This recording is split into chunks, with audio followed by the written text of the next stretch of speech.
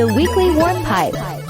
What's up, my Warp Pipers? Now, we all love video games and playing them, but what are the ones that we spent the most hours on? We're breaking down our top 5 and why. Can me and Keith go 3 for 3 and name that quote again this week? We have a new vintage toy box for you guys with a tiny toy from the 90s. All right, guys, sit back, relax, enjoy some nostalgia, and let's jump in the Warp Pipe. What's up, guys? What's up? Hello, everybody. How's everyone week's going? I got to get right into it. And Keith, we got to see the tattoo. He was getting tattooed up. See it? We got to see the tattoo that he's got. We'll get some extra light here. So we this arm is all done. Okay. This arm we started. So we had this half of it here kind of done already. We had the frog, no color in the frog yet, and this back side here wasn't completed yet. This was yesterday. We got this done. So I went in thinking that I was going to be from here to here. We were going to finish this up, and he was going to finish this backside here. Put this nice little flower in, make it kind of nice. Well, I got there. So my tattoo artist I've known since high school. So I got there and I rolled in, and he has this snake that he's decided we're going to put up here now. So this was wow. From what was supposed to be, it is very angry. They were calling this my swellbow because it was like twice as large as it is right now. Yeah. So we ended up putting this on there, and this will continue up, and then it will all go all the way down my side too. So it hurt like crazy. So Keith, was it just basically just colored in? Was it already inked out of outline? Oh yeah, this guy here was outlined and most of the black was in. It was just the froggy, and this strip was bare. So the flower, the snakes stuff in here, and this black that you can see is a different color black. This is the healed color. This is the not healed, painful stuff. Is it still bleeding or like secreting? No. I heal up pretty quick normally, so I'm pretty lucky there. So that was yesterday. There was a lot of crying on my part. He laughed at me. It was 5 hours. Okay. A 20-minute break and like 2 washroom breaks. So it was rough. Wow. At one point he had me like laying on the bed with my arm like this, and he was tattooing my elbow as I was like pushing down. He was tattooing my elbow. Yeah. Oof. Dude, the elbow, forget it. I got to get mine done still. Yeah, mine is still empty. Like I still don't have anything on my elbow just for that reason. Like this guy wasn't too bad when we did this side, but this side. Woo. Wow. Yeah. Well, that's a lot of like digging of black in there. Like wow. Like, well, he was back there for like 20 minutes. So I was like, Kevin, are you putting the Mona Lisa back there, or what are you putting back there exactly, bud? Yeah, just a flower. Well, it looks great. Yeah, it looks really good. I'm really enjoying it. So I like looking at the snake. I think we'll put some more white in the frog to make it pop, but it's awesome so far. When is your next session? Do you have one booked? I think he's coming back in June. His studio is like 8 hours away from me, so normally I ride my motorcycle out there in the summertime and he gets me a tattoo, but he comes to the city every once in a while, so I think he's coming back in June, and then I'm going to go down there in June too, so there'll be 2 goes in June of me crying like a little girl. Sweet. Did you do anything else this week? I played a video game. I played some other video games. We can't talk about that video game. We got to get to that part. We got to wait. Okay. Fair enough. Sounds good. What about you guys? What did you guys get up to? I went to a comic and toy show this weekend with my buddy Cruz, Alex. They're from the Nostalgia Junkies podcast. They're friends of ours from Connecticut. Also, our friend Spruch was a vendor there. Lots of Russ knows most of the people that were there as well. It was a good time. I didn't really buy much because I'm trying to save up for. I'm going out with those guys to Chicago at the end of April for the Chicago Toy Show. So that should be fun. So I'm trying to save up some money and kind of sell some stuff to raise up some funds to go there. But it was good. Kind of just spent the day, all that toy hunting and just kind of hanging out, and it was super fun. Other than that, I finally picked up my swanky new camera. I saw that. So I brought it to the show on Sunday, kind of played with it. Footage looks great. I'm really happy with it. I did some stuff in my studio space here. I don't know if you guys have checked out my Instagram and saw a reel that I did of muscle men just getting dropped on a table. Mhm. But I filmed it with that Okay. in the low light, and it did really well. Focus is nice. Shoots vertical and horizontal. Um, so I shot a little bit with it on Sunday.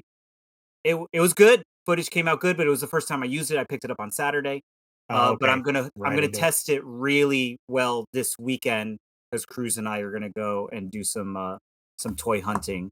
Nice. We're gonna see where we're going. We might go to a con that's in Massachusetts, or some flea markets or something. So begin the content creation, I guess. So my YouTube channel is officially open. There I you changed go. the name of it. I changed the name of it, and we're on a roll. We're going. If anyone listening wants to subscribe, I'd appreciate it. Trying to get those subscribers up. So you could just search for me by my name, or I changed the name to Dave. It's me, and there's a reason why it's called that, and I'll be making a video soon about that. Sounds good. Yep. Good How about you, times for Russ? sure. I did get some editing going. If you guys are listening or watching now, there'll be a new video on my channel of the Nintendo series. We ended up playing this game called Bad Street Brawlers, which is like a beat 'em up game that's not so great. But I figured Spoiler alert.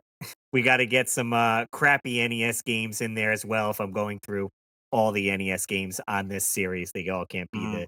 the good ones, so we're bound to get a Yeah. bad one. So I edited that video. I did put up. I have another YouTube channel that I barely use. It's called Dads at Disney, and I made it last year because we were planning a trip to Disney, and my friend Anthony was coming along as well, and we both were going to film stuff and kind of do this whole dads at Disney, like what's it like being a dad at Disney? So I did some Mhm. vlog videos there and I just hadn't edited everything together. So I put one video up yesterday on that channel and it happened to be Gwen's birthday that the video was. So last year, January Mhm. 17th, 2024 was when the video was filmed, but the video went up yesterday. I have one more vlog to edit for that channel. And we do have a trip planned in June to go to Disney for one day. Mhm. So maybe I'll shoot more footage for that YouTube channel. I just thought it would be weird to have it on the Russ Lyman channel if it's just, I mean, I guess it would work if it's just a vlog and it's me going to Disney, but I was like, maybe if it's more, hey, this is the Disney channel, here's me at Disney, just so Yeah. everything's not cluttered Yeah. on the Russ Lyman channel. But Nice. So did that's that. up currently. That one's up now. If you guys search Dad at Disney, there's like 4 videos on there. Just me Yeah. hanging out at Disney. And I did film today a new Snacky Snack Time. That's one of my other YouTube channels, Ooh. Snacky Nice. Snack Time. It's basically going to turn into me and Gwen trying snacks essentially because she's in the car with me now and she's talking a little bit more. So we picked up a bunch of Easter chocolate eggs because they're all at Target. So we got like the Mhm. Reese's egg, but then Russell Stover made an egg. There's one by Mr. Beast. So we're trying all these eggs. I got to edit that video and put it up, but that's one of my other YouTube channels, Snacky Snack Time. So I'm slowly getting into the flow of getting content out on all the other channels, Mhm. trying to maintain them all. And again, working on the game room. I built 2 bookcases today that Steph had ordered off of Amazon and also 2 cat, I guess you would call them litter boxes. They look like furniture, but it's a you could put the litter box in, you know? It's because Yeah. we're trying to bring my cat Penny over here. He's currently at my mom's and has been there for like 4 or 5 years. So finally, I want to bring him over here, but we had to figure out the litter box situation. So I'm gonna have one in the game room, one downstairs, and then I do want to try to get some type of space for him to hide from Gwen because I'm sure she's gonna be chasing him around the house. Yeah. Sounds good. Yeah. Sure, it'll be So fun for both of them. I know it. I know it. We'll see how it goes. Hopefully, he doesn't have too much of a heart attack. How She's old a is Penny. Yeah. I think he's 10. I want to Okay. say 10 or 11. And he's very laid back kitty, a little overweight. Mhm. Also, so his name's Penny or Penelope. We had gotten the cat, um, had him for 3 years. And then I took it to the vet to get spayed then. And they're like, your cat is a boy cat. He had undescended testicles, so you couldn't tell. So now it's going to cost you $75 more for your now neutering. And I was like, oh, well, we've been calling the cat Penny for 3 years. We might as well just keep it going. Nice. It's good. Ah, right Yeah, Sounds on. like it's been an eventful week for everybody. that's it. Yeah, keep him Plugged busy. along, right? Yeah. What Oh, do you say we get into some warp pipe rental? we check Yeah, out some the game we picked this week. Let's go. All right.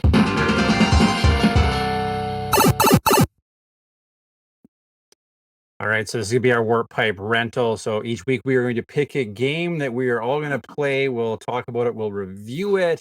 We encourage you, the viewer or the listener, to join us. Let us know your thoughts about these games, and we will talk about them. We'll maybe even read your comments on here. What did we pick this week, Russ? we did end up picking Battletoads and Double Dragon on the Super Nintendo. Let's roll our intro first before we jump into what we thought about that game. Let's head to the video store, grab a game for the weekend. We have the box art and description to guide us when we're choosing what game to rent. So grab your rental card because this is the Warp Pipe Rental. What game you rent for the weekend? So this did come out on NES and Sega Genesis, but we did choose to rent the Super Nintendo version. And looking Some at of this us box did. art, so awesome. Like, what a team up for sure. Battletoads, awesome, rude. Like, if you like Ninja Turtles, right? Everything was like, let's make some amphibious, like, macho Hmm. characters.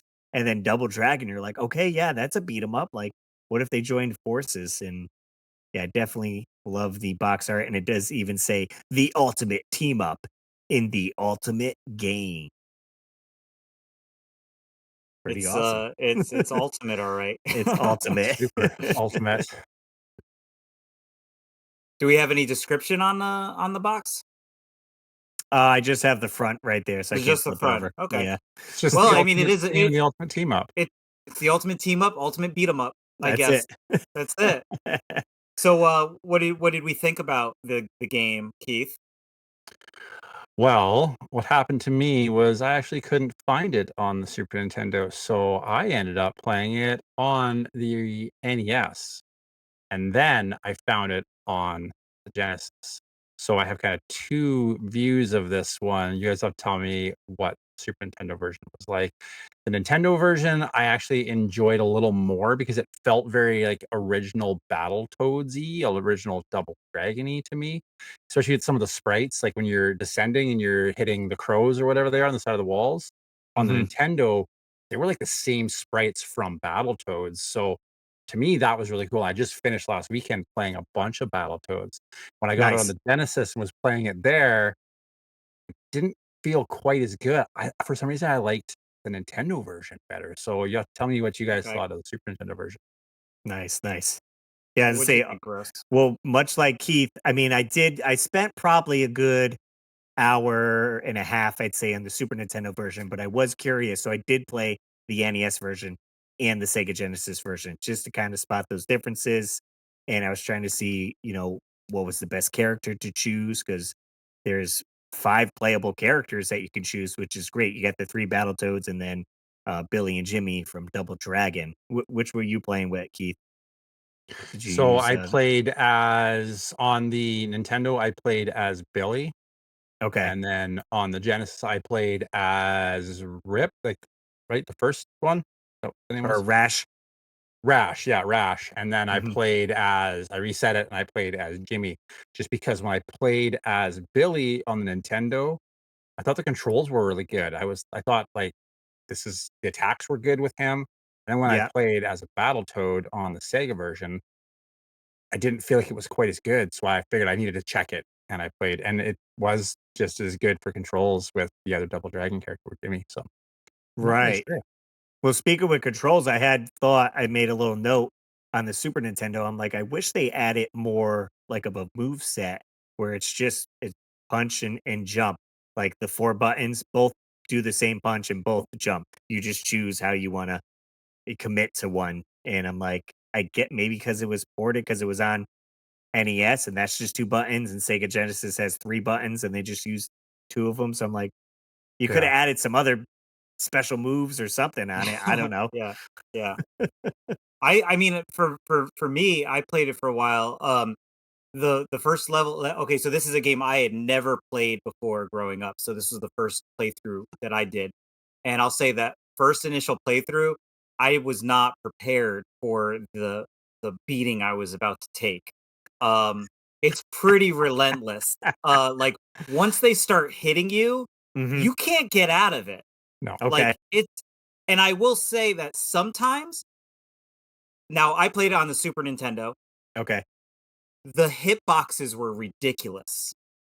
There were some times where I was getting hit and wasn't even getting touched. So I was like, what is this hitbox? Like they're not even touching me and I'm getting like blasted by their I'm not gonna say it.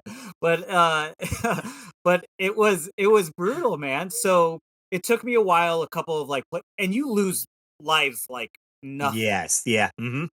Like as a matter of fact, my first playthrough, you get like those little power up things that you have to hit and then you can get a power up. Yes. Literally the first power up is a one up. Right, Yeah. right.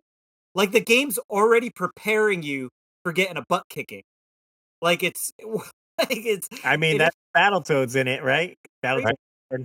so I did play with a couple of the Battletoads and then I did play with the Double Dragon, and I do prefer the Double Dragon characters because I don't know, man. Like the Battletoads, just the movements just seem wonky to me. Like it's not like it's. I know they're not human, and the moves kind of make sense because they're not human. But like I don't know. Um, but I agree with Russ about the move set. Like it could have been a little bit more. I know that Yeah. you could do uh some drop kicks. So drop kick were one thing, and Mhm. it was about getting that timing to hit them. Like you had to react like a split second before you should react in order to like be on top of them. If not, forget it. When there's three Yeah. and on Right. at once and you start getting like enclosed in that, forget it. It's game And over. those enemies on that first level, like, it's almost like they're pacing you as you're trying to get towards them, getting away from you. You gotta try to pull them back onto the screen and then get close to them, and then they Mhm. do get a hit in half the time because 'cause you're trying to close that gap and get at your attack in, right? Did anyone else But once find they that get on that first level? yes, once they get that first hit in, it's over. Like you can't get out of it. It's relentless. And Um the bosses, I felt like it was just like a slugfest. Like, yeah. that first boss, the second Yep. one, like, just Yep. get in there and keep punching them. Move Well, the around, get first in there, boss I keep just punching did, them, I right? kept doing like the running dash thing. A Bobo was the first boss. So Yeah. like Yes. pretty simple to knock him out once you get used to it. The the second boss, the big rat, I think that's the second boss, right? The big rat guy, he's the Battletoads like boss. I don't know. I didn't make it that far. Oh, come Yeah, on. You didn't get that far. yeah. So he's like, No. he like jumps on you and like, dude, I lost so many lives trying to get past him. It's just, oh my God. They give you 3 continues. All Yeah. right. So to get a little bit further, I did end up using, you could use a level select code, Okay. and Oh, I got to the last level, which you just, there's like 2 screens of fighting guys, and then you're fighting the forgot her name, like the Dark Empress or whatever mhm. from Battletoads there. And the second time around, I did end up beating her. And then you get a screen, and it has the chicken friend who's on Battletoads, and he's Yeah. like, Sure. "If you guys play Battletoads, you know what I'm talking about. Your I chicken didn't get buddy. far in that either. He's in the opening scene. You don't even have to play Oh, the well, game. Yeah. you're right. I didn't play the game. But he says, "Nice try. Try to do it again without a cheat code." Basically, he calls you Oh, out Oh, on it, really? wow. so you Oh, can't get the wow. actual Hmm, ending using the That's cheat funny. code. Okay. hmm. I So actually what found did this we one to be easier than Battletoads because I played like Mhm. Okay. last Friday. I played Battletoads with my buddy and his little boy and his daughter, and they were loving it because we were telling them like this is as far as we've ever made it. We're on level 3. We're on like the speeder bikes, right? We're telling them this is as Okay. far as we ever made it. So we played the heck out of it last weekend. So when I got to this one, I was like, this is a little easier. I don't mind this one. So, Now, do you think that had to do with you having the experience from the first game, or no? well, probably. Yeah, probably. Okay. Okay. Yeah. And I So would what do we say think of it? Oh, I'm sorry, Russ. Go ahead. one last thing. I would say treating this like a weekend rental. I feel like by Sunday, you would probably be able to get a little bit further because you would have gotten that repetition, playing the Right. prior 2 days, getting used to how to react to the enemies and all that, making it a pretty good weekend rental with 3 days in. A lot of times we Yeah. don't have 3 days to play the game, unfortunately, but Hmm. but yeah. All right, with our thoughts here, what do we rate the game? I'll give it 3 out of 5 stars. Okay. What do you I'd think, give Keith? it probably a 3.5. I would say Okay. a little bit better than a little bit better than 3. Okay. Okay. I'll give it a 3 star, but I'll say that I don't normally rage quit, but this game would have me rage quitting all weekend long. So that's my rating. Take it in short bursts, I guess, with the game. Yeah, Yeah. yeah, you have to. You have to with this because you would get so I got overwhelmed quick, guys.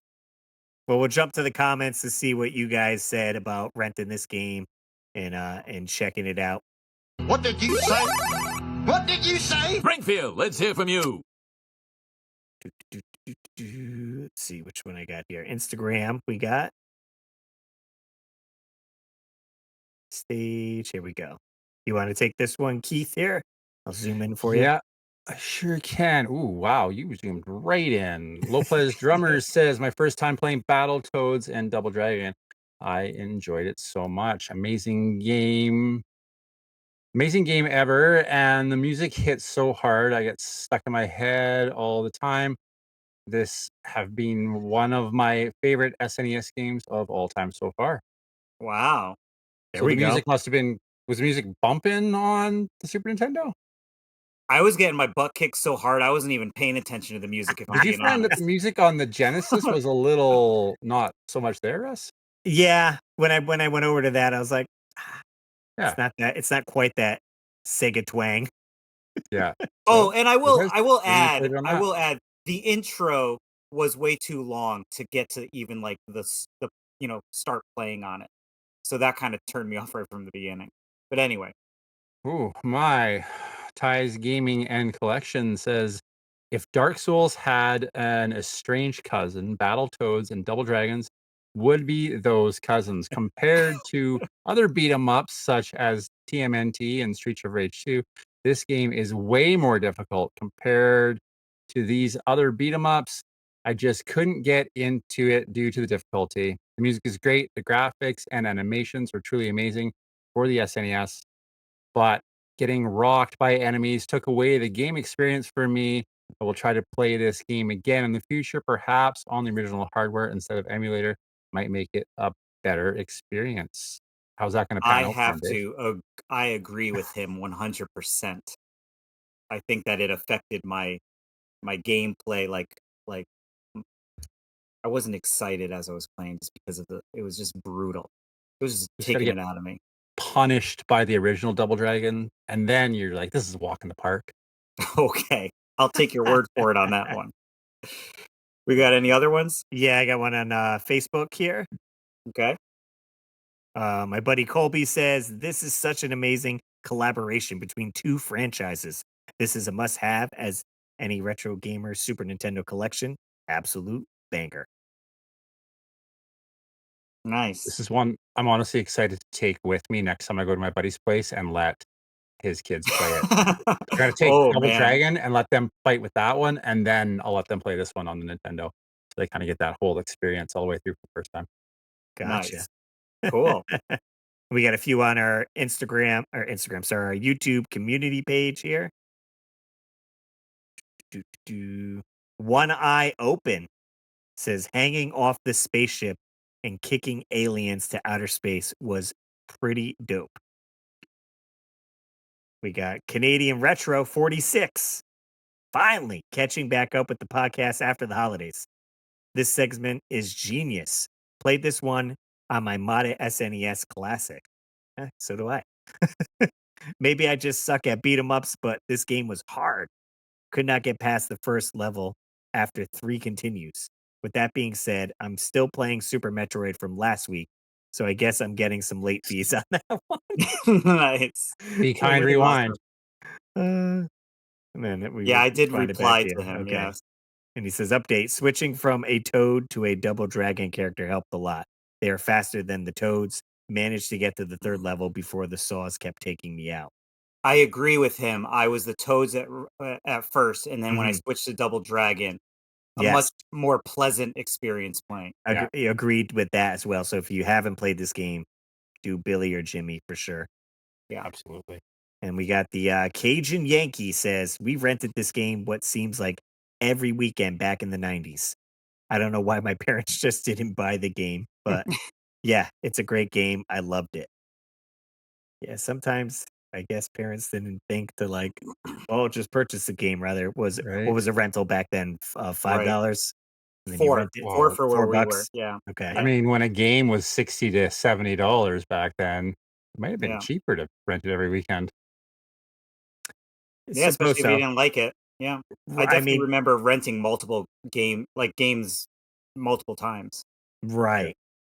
Now, what stinks too is none of us got to play this as a 2-player experience, right? I did. I did. Oh, okay. I did. I had Kylie play with me. Yeah, how'd she do? Right.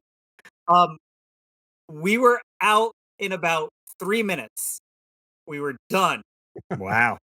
We kept because the first level.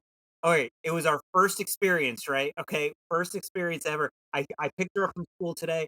I said, "Hey, let's go home and play Battletoads and Double Dragon." So that was Jeez. my first mistake. Yeah. I did not realize that the first level of the game, you could just fall off the cliff. Or off the ship. Yeah, yeah. Yeah, I did not realize that. So she kept kind of going to the top or the bottom and falling off. And we didn't know the controls just yet, so we didn't know to jump up to get back up. So I did have somewhat of an experience. It didn't last very long, but we did it. Okay. Right. Again, to reiterate, if you had the game for the weekend, these are things you would probably wash out at by Sunday, and you're like, okay, this is how it works. Maybe you could get the level 3 by then. Who knows? But overall, not too shabby. What are we getting into next week, Dave? So next week we're gonna switch it up. We're going back to the OG, the original Game Boy, and we're gonna play some Castlevania Adventures. So this is a great one. This is one of my favorites. I did just pick this one up CIB because I'm trying to pick up all of the CIB games of the games that I had growing up. So I was really happy to add that to the collection. I'm really excited to play it again. Nice, nice. Yeah, I have this one as well, so I'll be playing it on the actual Game Boy. What about you, Keith? Do you own a copy of this one? I guess I'm going to have to go hunting this weekend. Hey, do a I mean, I'm little sure it's game fairly hunt cheap. rental. Well, Yeah. they do have it. I know you don't have a Switch, but they do have this on the Castlevania collection. Okay. So if people don't have the retro game, they could rent it on the Switch and play it on the Switch. Nice. So we invite you guys to join us next week for that game there.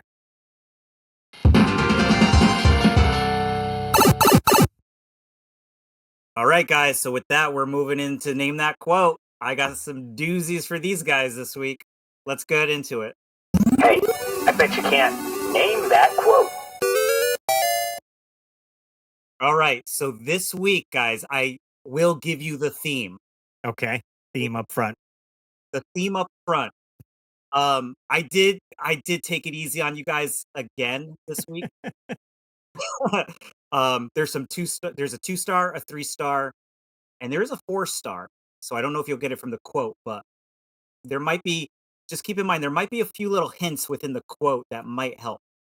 So the theme of this week is each one of these quotes not only has a movie, but they have a comic book, they have a cartoon, and they have a toy line. Okay. That That- should help narrow it down. So that should narrow it down. Are you ready for the first quote? Totally. Yeah. I told you, I'm trying to take it easy on you. Here's the first quote. It's a 2-star rating. The movie is from 1991. You ready? Okay. First, we must observe the ancient ritual of the traditional pre-fight donut. That's the quote. How are we feeling about that? Russ, do you That's an know easy it? one. Yeah, I know. That's it. an easy one. Okay. So I gotta How play about it. Play the clip. Play the clip. First, we should observe the ancient ritual of the traditional pre-fight donut. There it is. Right. Nice. Who is it? I'll let Keith say it. Turtles 2? Second one? Secret of the Ooze. Turtles 2. Now, Of bonus the points if you could Ooze? tell me who said it. That was Mikey. Nope. Oh, was it Mikey? Raph. It was not Mikey. It was Leo. not Raph. I don't know. It was Splinter. Leonardo. It's Leo. Yeah, And then Casey we Jones. immediately get into yeah, it was Leonardo. Ninja, rap, ninja. That's right. That's right. So there you go. So congratulations, you guys got the first one. Moving on to the second one. Second one is from 1992. You're just jealous because I'm a genuine freak and you have to wear a mask. Who is it? Movie. Maybe when I hear the quote, then Oh, or this something, is stuff. This is I stumping feel like, you. yeah. Better play it. Okay, how about okay? You're just jealous because I'm a genuine freak and you have to wear a mask. Oh, okay. You got it now? Keith does not have it. I'm Not a pretty clue. sure I have it. Okay. Not pretty- a I'm- clue. I can I'm picture like the actor, 80% there. but not a clue. What do you got? I'm gonna go with Batman Returns, Correct. said by Who is it Danny DeVito. as the Penguin? Right. Correct. Because he's a freak of nature. Batman has to wear a mask. Yeah, there are so many quotes from that movie, so you may be seeing this movie again in the future. I'm guessing it every time going forward. Okay, so the third one is a little tougher. I gave it a 4-star. So you ready for this one? Let's get into it. Kneel before your master. Fool, you are no longer my equal. I am more than man, more than life. I am God. I think It's a toughie. without the audio on that, it'd be hard to place it. Okay. It sounds familiar. What year was it? You said 90. This is 1987. Oh, 87. So Remember All right, the theme. we'll play the quote. Kneel before your master. Fool, you are no longer my equal. I am more than man, more than life.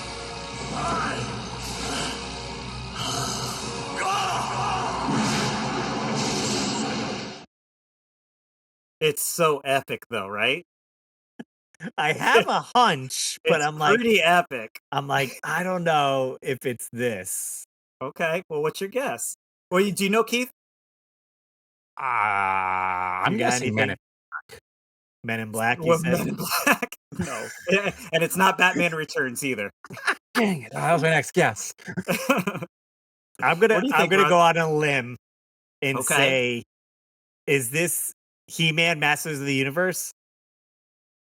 It is. Wow. Good job, Russ. Who said it? I mean Skeletor, right? I don't know the actor. Right. It's Skeletor. And Okay. I wouldn't deduct you points for not knowing the actor. It's fine. But yes, 3 for 3. So Nice. congratulations, Good you guys job, Russ. have excelled at this week's name that quote. I will say, I think there's a new Masters of the Universe movie coming out very soon, Yes, like live action. I think it's started to be worked on now. So, and I forget who's in it, but yeah, hopefully this one will be better than the first one. Not knocking Dolph Lundgren or anything, but I know we could do better. What's funny is I was in the zone because you guys already. So if you're listening to this on Saturday, it's closed on Friday. But Bull Airs, our sponsor, just dropped all He-Man merch. I'm talking T-shirts, shoes, hoodies, hats, zip-up hoodies to look like He-Man, like tons of stuff. So I was doing a bunch of promos for him over there. So I was kind of in the He-Man zone, and I was like, you know what? That kind of sounds like from the He-Man movie. Yeah, and he's also got the Spikor Dude, one. that sold out. Yeah, I bet It was it like looks thick. $400, and it's a Yeah. zip-up hoodie, and it has the spikes on it. How are we from time? Can I pop over there? What do we Go got? ahead, we got all the time in the Sure, world. you can. Yeah. I'm gonna Yeah. bring up the site so you guys could still see it. But Yeah, he's been it's really good. Now, does he still have these up for pre-order as well? so the pre-order closes the let's see. By the time the Some of podcast comes out? No, some of the shoes are up for pre-order still for a little later date. So I'm Okay, not great. 100% sure. But again, we're talking about bullairs .com. You can head over there, or you can, follow them on Instagram. Or if you're following me, you always see me promoting their stuff. Mhm. So let me see if I could scroll down and show. Yeah, here's the hoodie here. There it is. Sold out. It's got Yeah, like you see all these the spikes? like rubber spikes on it. So you look like the freaking character. You know I what it was like, reminds me of? It's like yeah, it's almost like if he should make like a Beetlejuice jacket when he gets all the right. spikes coming out. Yeah. The ones I thought were pretty cool were here, like these fully zip up, these ones, so you could look like He-Man. It's a Yeah, hoodie, that's and the he did it battle with, damaged He-Man. Yep. yeah, and they have the battle damage Skeletor Yeah, too. those are pretty The cool. trap jaw hoodie looks awesome. So Yeah, I I would, mean even the Cringer sweatshirt. yeah, Yeah, that's yeah, cool. over Yeah, that's here. cool. So much good stuff. I was like, oh man, he did just get the license for Samurai Pizza Cats too. So if you guys watched Nice. that cartoon or played that game, keep an eye out for that merch there. But cool. Appreciate the quotes. That was a good theme there. Yeah. Free. Can't wait to I'm see what glad you guys happens enjoyed it. next week on the name the quote. Gonna be great.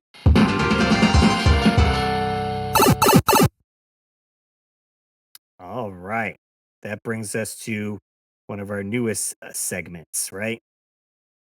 That's right. We're getting into it. Check Let's out see. vintage toy box. Yeah, we're talking about the vintage toy box. I'll roll the intro and then we'll tell you what it's all about. Man, toys from back in the day were just awesome. We had the best time going to the store and picking one out and coming home and playing with it. Join us while we go back and give you a brief history, personal connection, pop culture impact, and value when we dive into the Vintage Toy Box. Action figures each sold separately from Mattel. Fantastic. So we like to choose any type of toys, collectibles from the 80s and 90s and give you a brief history about it, some origins, pop culture references, our personal connections to it. Just kind of nice little discussion about this. And we're going to be diving into Micro Machines this week. Keith, take us away. Well, I mean, Micro Machines, a lot of us remember these as kids. Either you had them yourself or you would have had a friend that had them. But back in the early 90s, Micro Machines were really all the rage. Now, Micro Machines came to us from Galoob, which is actually a part of Hasbro now. And from 1987 through the 90s, we saw a ton of these collections. They came in popular cars. We had trucks of the time. We also got trains, emergency vehicles, tanks, boats, airplanes, helicopters, motorcycles. and a ton more of these. There was lines like the Tough Track series, which had a bunch of the popular TNT Motorsports monster trucks. They also had that really popular Gravedigger truck. And when you look at stuff like this and you see these monster trucks, these are just really awesome and really remind me how much fun Micro Machines were. There was Star Trek and Star Wars models made. There was also models from other franchises like Babylon 5, Power Rangers, even Men in Black, like I guessed on the quote earlier. James Bond, Indiana Jones themed toys were released. And actually, after being bought by Hasbro, Hasbro produced Winner's Circle NASCAR and even G.I. Joe themed toys and play sets. Now, while Micro Machine collection, that collection is known to primarily be downsizing these automobiles, there was also those really cool play sets that we got, including that memorable 1991 fold-out Super Van City, which is super cool. I don't know if you can pull that up, Russ. That's a Yeah. really cool looking item. Now, when I think back to the 90s and Micro Machines, I always think about these transforming play sets like the Super Van City. There was ones that could transform from one play set to another, like from a factory into a test track. There was also ones like this that were these giant vehicles that would fold out and change into these play sets. There was also a 6x6, I believe, that transformed into a jungle. But some of my fondest memories of these play sets are the early release ones, especially that one that was like the toy box that transformed into that Micro Machine City. Nice. Yeah, certainly Micro Machines are probably a part of any young boy's life, right? In the 80s and 90s for sure. Right?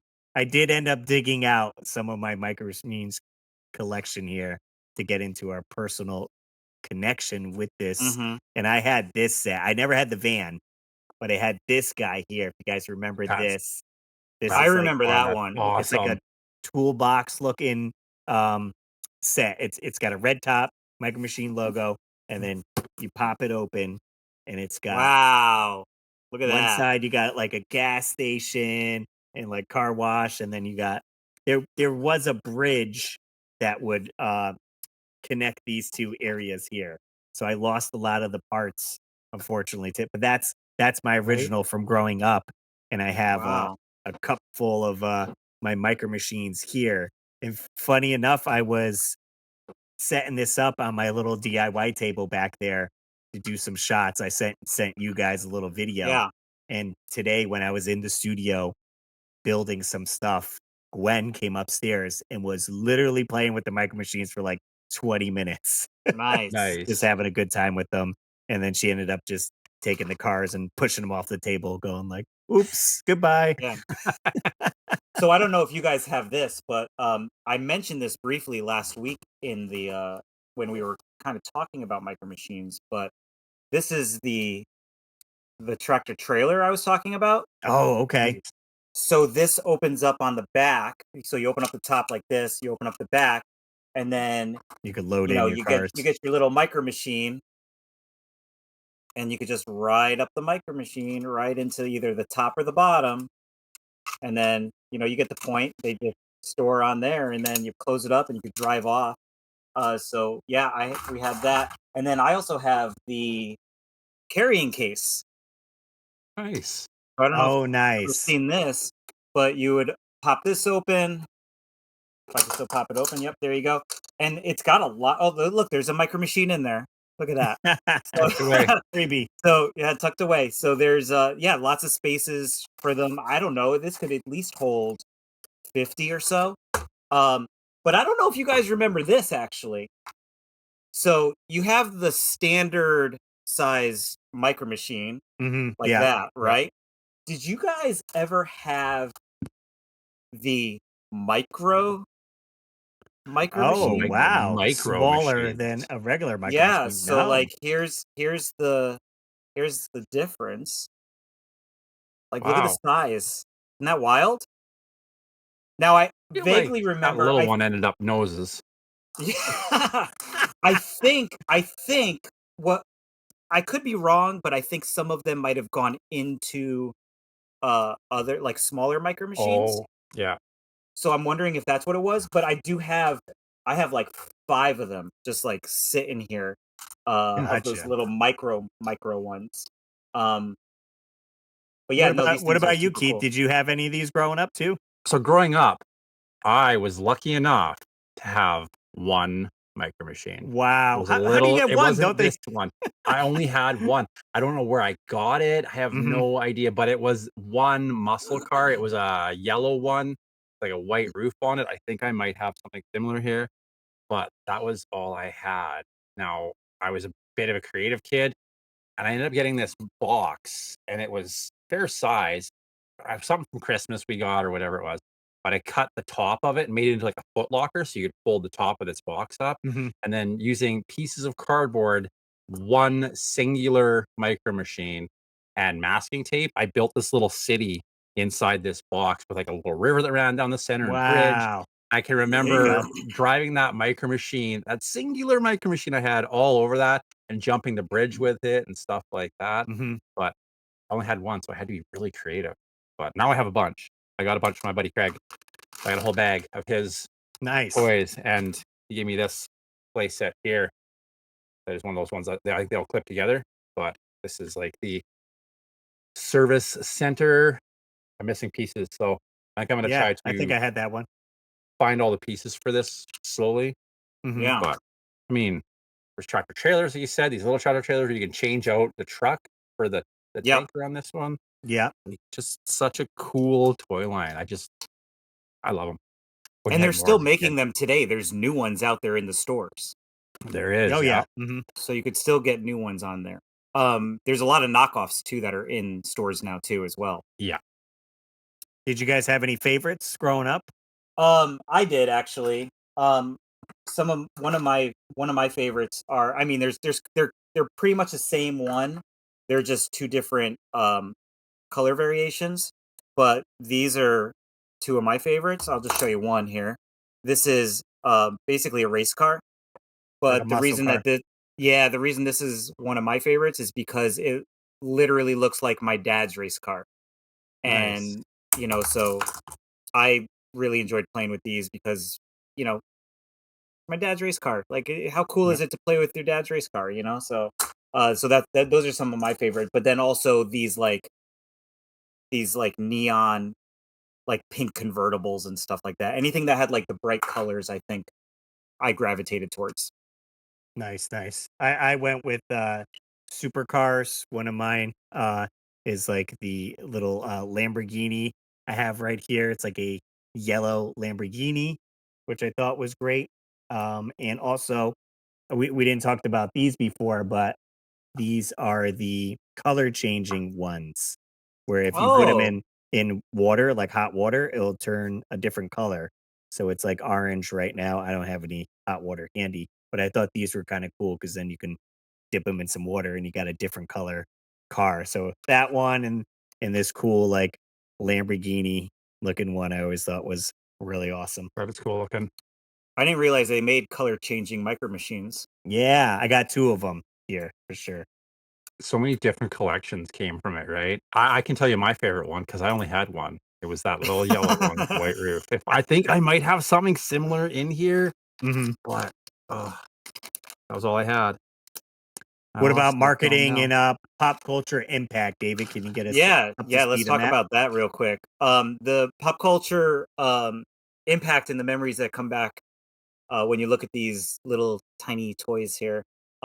Remembering those early Micro Machine television commercials, Oh they yeah. were famous for featuring the actor's name is John Moshita Jr. I think he is how you pronounce it. Um, at the time, he was the Guinness Book World Records fastest talker. So because of his work in commercials, he came to be known as the Micro Machines Man. Um, I remember those commercials like yesterday, like, and I can still like. It's one of those things where, like, if you see somebody or like you see a picture of them, or you look at the toy. I'll say this: you look at the toy, instantly in your head you can hear that toy in his voice. You know what I mean? So like Absolutely. that voice is embedded in my brain of like the Micro Machine Man. Um, they were also very memorable because they were featured in the movie Home Alone. A lot of us remember Kevin McAllister. He set up dozens of little Micro Machines at the bottom of the flight of stairs. So when the wet bandits came running by, they would step on them and slip. They were also, and then they also featured them in the Sega Genesis game. Although then they were just referred to as like toys because I'm assuming because of licensing. So a lot of pop culture impact. But those commercials, man, like those sold the toys. I mean, I would watch Absolutely. those commercials constantly on Nickelodeon, and they would pop up and all the play sets. Like there were so many commercials for Micro Machines, like it was hard not to avoid them, and so much fun. So A+ on that marketing team. Right? And like you What said, about like value and legacy? you could hear that guy talking, right? Yeah, Like 100%. that's part of We that legacy, I think, Yeah. because like you said, you could look at a picture of him, like we were looking at there. Russ had a bunch of pictures of him. You can hear his voice. You could hear him going on about the Micro Machine. It was such a smart ad campaign, right? And there were so many models released that I feel like anywhere you go, you're gonna find a bag of them, right? You wanna Right. play some of this? Yeah, just play it quick, like so we don't. But it's so fast. Motorcade of Micro Machines. Each one has dramatic details, terrific trim, precision paint jobs, plus incredible Micro Machine pocket playsets. There's a police station, fire station, restaurant, service station, and more. Perfect pocket portables to take any place. And there are many miniature playsets to play with, and each one comes with its own special edition Micro Machine vehicle and fun, fantastic features that miraculously move. I'm I going to mean, say this. Marketing genius because a 30-second commercial is actually like a minute long commercial. Right. right. And he can enunciate it very well.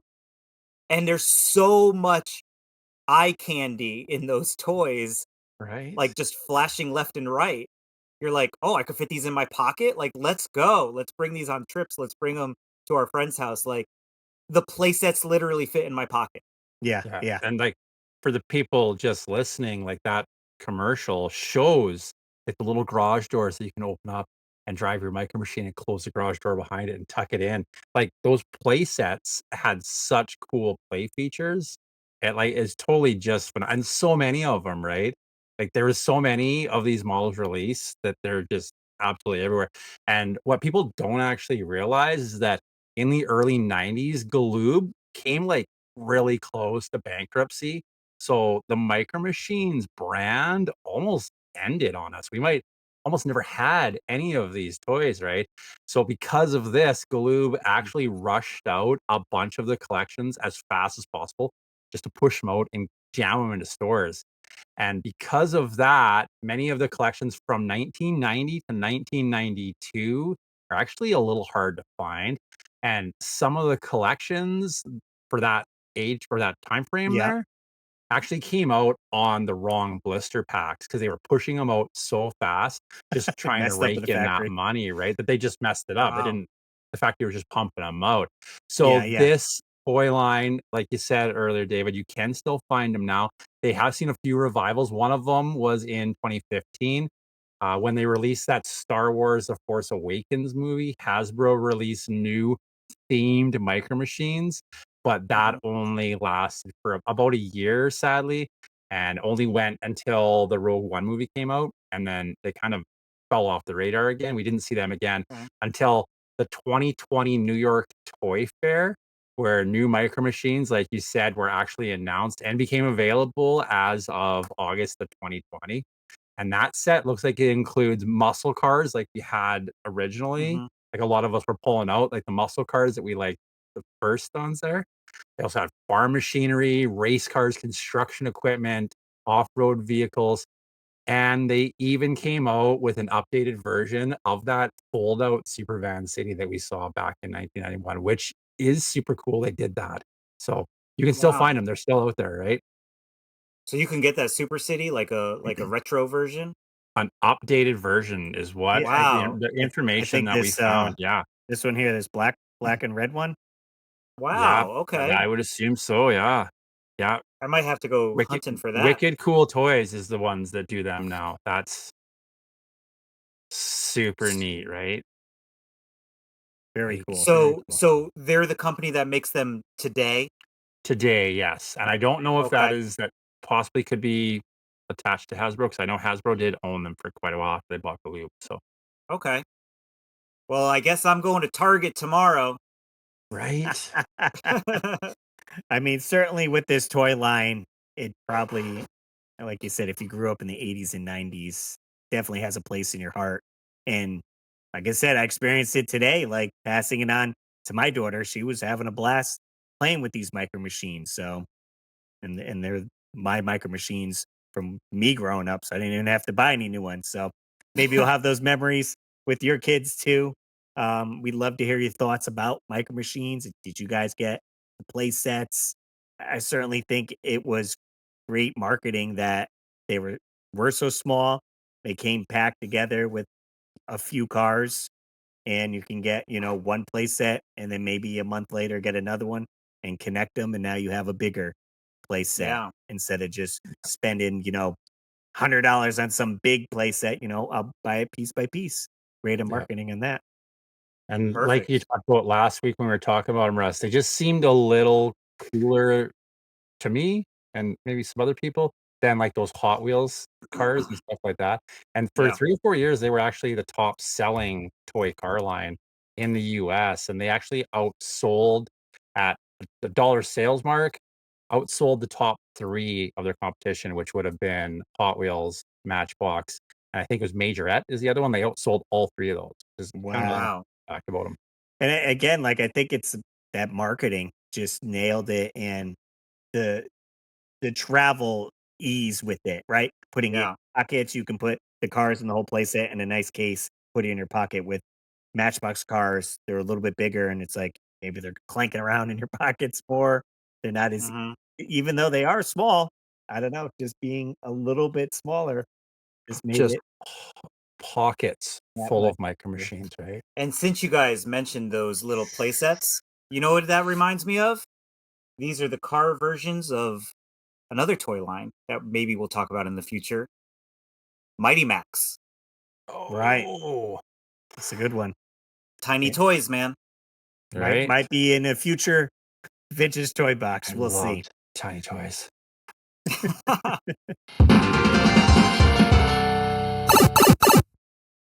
All right, we are getting into our main topic tonight, which is games that we spent a ton of time on. Tons of time. I will say most of it's probably going to be more modern because it's easier to track that time, but we could touch on the retro as Yeah. well, just from memory and how many hours we think we put into that game. But some games you could just get lost in and continuously play and just come back to them and just enjoy it. Enjoy it. We Mm, did make a list of, I think we each did about 5. We could probably have some honorable mentions as well. sure. I'm curious with Keith because I feel like Keith plays a lot of retro games, so I feel like his list might be all retro. You might be Is your is your surprised then. is your chair okay over there? My chair, I'm all over the place today. I don't know what's Uh-oh. going on. I'm still antsy because of this thing. It's all over my arm over here. Oh, the tattoo. Yeah. You want to start us off, Dave? Oh, sure. I'll start you. I'm gonna go most obvious, guys. I'm gonna get it out of the way because I know Russ and Keith probably don't want to hear it. But I'm grouping these together because it's all the same IP. Um, we've got what's the first one? We got Breath of the Wild, obviously. We've got Tears of the Kingdom, and we got a third one, Age of Calamity, The Hyrule Warriors. Hyrule Warriors. That was basically the prequel to Breath of the Wild. Okay. It's basically a hack and slash game, but the story they did make a Hyrule Warriors before that, but this one just with the storyline and everything I got, you know, it just took me over. Okay. As Russ knows, as a lot of people might know, Breath of the Wild, when that came out, I played through it completely on the Wii U. Then I played it completely through on the Switch because I got on the Switch. So I was like, well, I got to play it through on the Switch now and get all up to date. So there's that. And then with Tears of the Kingdom, I played that with my daughter, and I probably put more hours into Tears of the Kingdom because of the Sky Islands, the map of Hyrule, and as well as the depths. So unlocking all of that, getting all the stories, doing all the side quests. There's so much stuff. When they went up on the price on it it was $70 instead of $60. They said, "Don't worry, it's going to be worth it," and it was worth it. And I still pick it up every now and then and kind of keep going through it and stuff. I don't know. Maybe in the future I'll play it through again, but I'm not sure. But yeah, so I won't spend too much time on it, but yeah, these 3 games have basically shaped my love of Zelda. I had Zelda growing up. Wasn't as much into it until I got into Breath of the Wild. So since then, it's been just a rabbit hole of diving back into everything else. Give us a number. What do you think you clocked? Do you want to say like all Hours. 3 of them combined? Yeah. All 3 combined. My God! Like, am I going through them twice? Like Breath of the Wild going through them twice?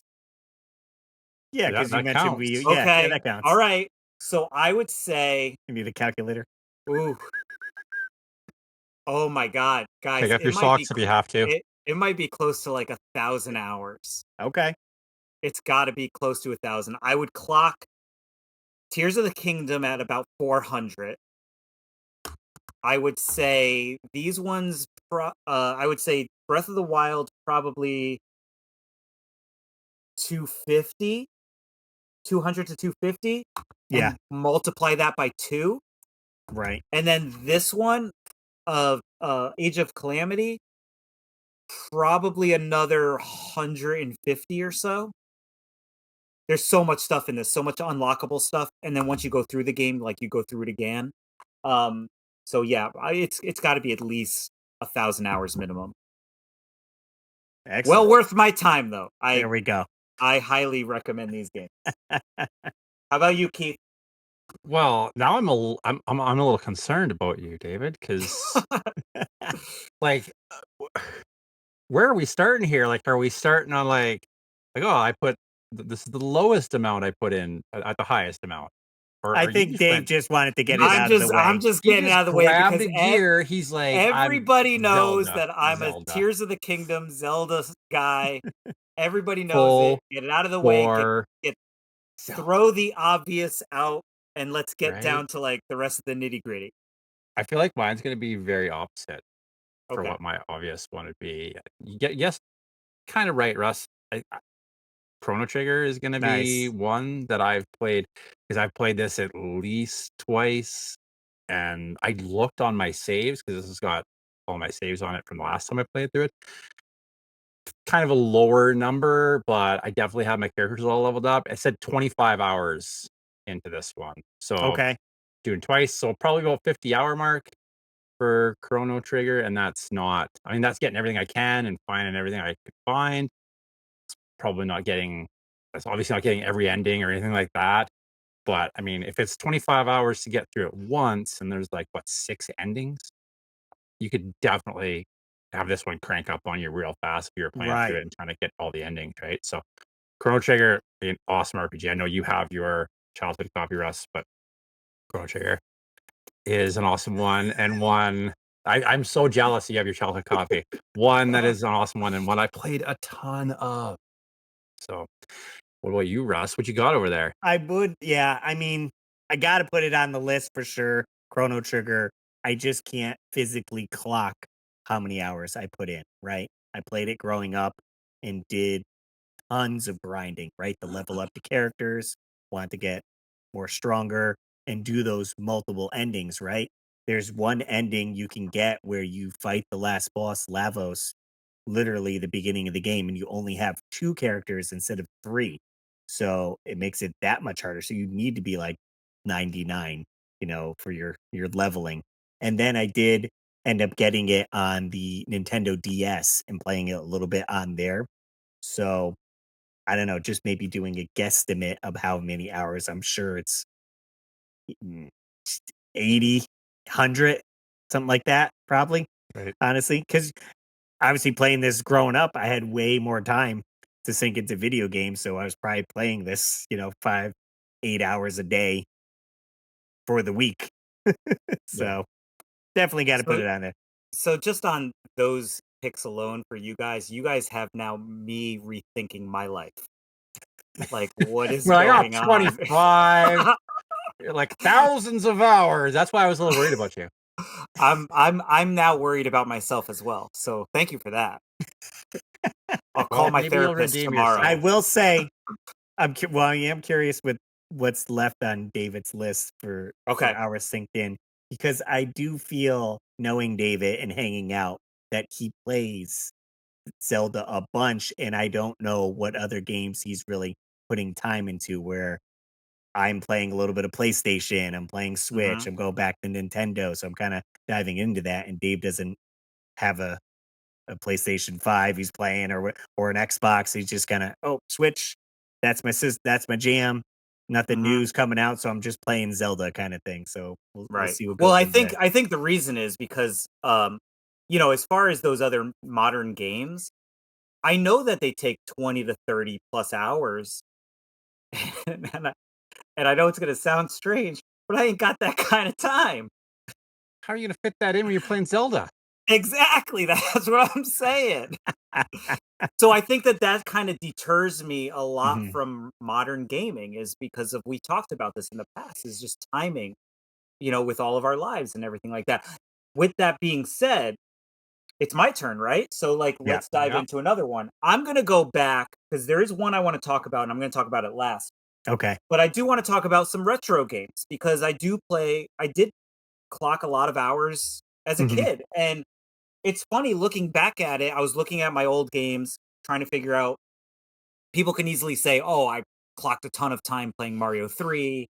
I played Mario 2. I played, whatever, all the Mario games. I'm going to say I put in a ton of time with NBA Jam Tournament Edition. Oh, okay. Interesting. So I would play this all the time. I would basically pick the team. Dude, I don't know if my save is still on here. Like, I don't know if the battery's still. I'll have to fire it up and look. Hmm. But I think at one point I was like, you put in your initials and it keeps your record. Hmm. And I think I had like well over 200 games. Like, I think my record was like 200-0 or something like that. Yeah. Something ridiculous. But I mean, it does make sense, Russ, because we did win the NBA Jam Tournament Edition tournament when it came to this South Norwalk, Right. Right. that we did. So I clocked a lot of hours in this, and they have all of the playable characters where you can put the codes in and unlock. I think you can even play as the Beastie Boys in this, which is super fun. I have the NBA Jam arcade now. It's just one of those games, man. Like, me growing up as a kid, I don't know about you guys, but I played sports, and I played a lot of sports video games because I really enjoyed, like, I was always a stat guy. I always loved, like, doing stats and upping myself and trying to, like, do better the next game or whatever, and seeing what I can do. So I did play a lot of sports games. So that's the next one. How Cool. many hours? I can't clock it, but it's a lot, especially growing up. Nice. Oh, back to me. Well, I guess it's going to be Final Fantasy, the original one. This is actually my original childhood copy. This is one of the only games that survived, because I'd brought it here already before the fire happened. So this one, I don't even know the amount I played as a kid on this one. Like, probably 100 Final hours. Fantasy 7, right? Yeah. Final Yeah. Fantasy 7. Yeah, sorry. I played a ton of this, and I don't know. Back then, I never finished it. I enjoyed it, and I remember just sitting and playing it and just roaming around and enjoying the battles and fighting with it. I have played it as an adult, played it all the way through a couple times, and the fact that it's got like what, 4 discs to it? Is that 3 discs to it? Like that says volumes about what was going on back then. This is a really fun game. Leveling those characters up. I love grinding in RPGs, so I put a lot of time into an RPG, which Final Fantasy VII is probably number 2. Hours, if Chrono Trigger is at 25 hours to finish it, it's probably equal that at least on this one, if not a little bit more. And if I added all that time I played as a kid, probably pushing 80 to 100, I would say, most likely. My number 2. Nice. It's a good one. I've never beaten it. I've played it and seen friends play it, but heard it's a good one. I ground so much playing this one that the last guy, I think it was like 3 hits. My characters were so strong. I was like, oh, that's kind of a letdown because it was just, and there it's like, and the game's over. Oh, okay. I'm too strong. Yeah. Moving on to me, I can't find how much I clocked on the original game, so I'm gonna mention the sequel, but I bet it was similar to that as Super Mario Maker 2. I know I played the original Mario Maker on the Wii U a bunch just because it has the editing levels that you can do. So you can spend a lot of time making your own levels. And then I did stream both games quite a bit. So that's like 2 hours, 3 hours each stream playing other people's levels. There is a story mode in the game that you go through. So I have that clocked in as well. And having multiple Mario um not games themes, right? So you can do stuff that looks like original Mario, Mario 3, Super Mario, Mario on the Switch. I thought was great. Yeah, Super Mario 3D World. So there's lots of playability, replayability on this game, and being able to make your own levels, you could certainly sink hours into that.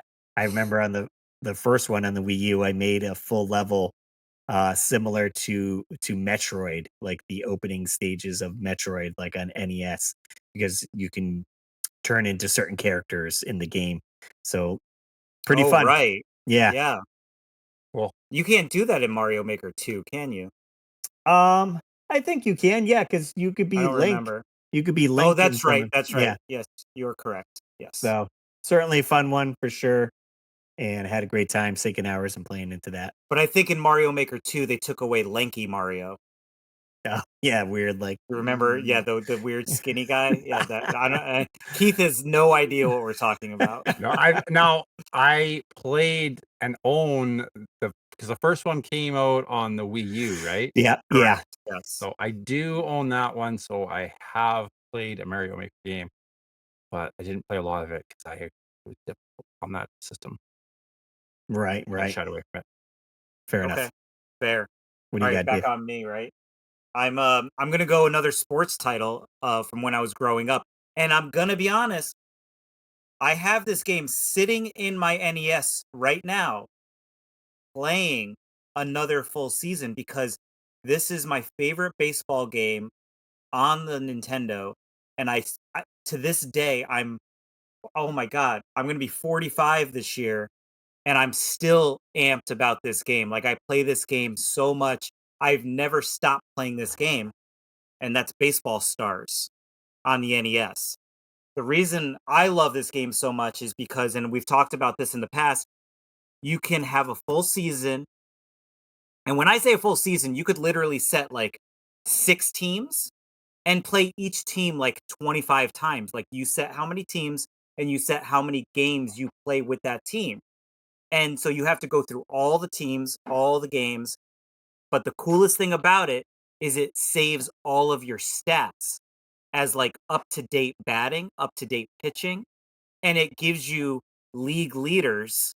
And so it's kind of like one of those challenges of, hey, can this player get a higher average this year? Can this player hit more home runs this year?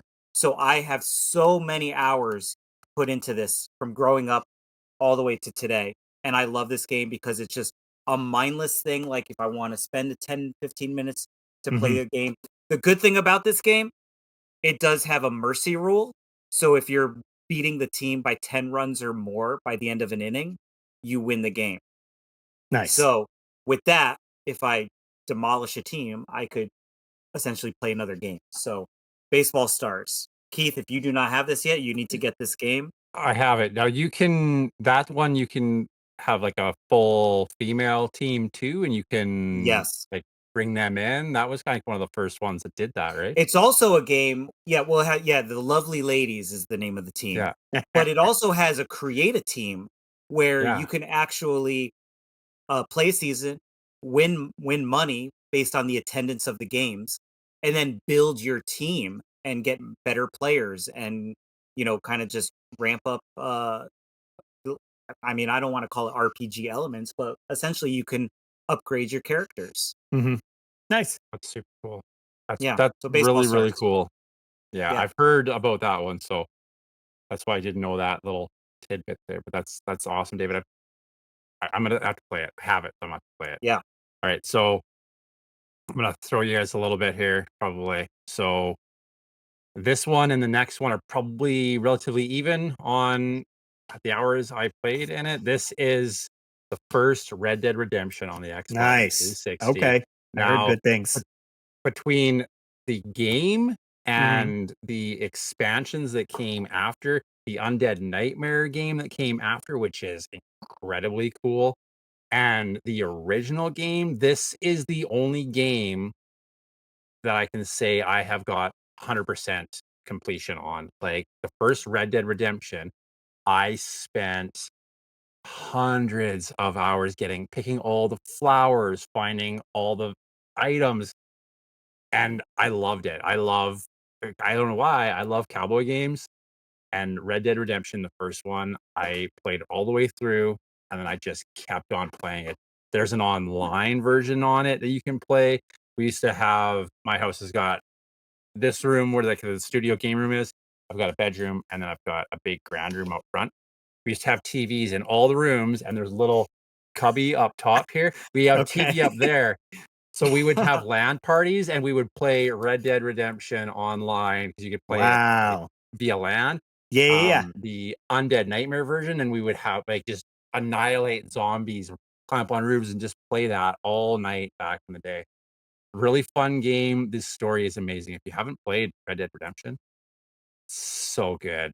It's obviously a little dated now, but the first Red Dead Redemption, I put so many hours, hundreds of hours into that one for sure. Wow. Yeah. See, now I don't feel so bad putting hundreds of hours looking for Korok seeds, knowing that he's put hundreds of hours looking for flowers. Picking flowers. Yeah.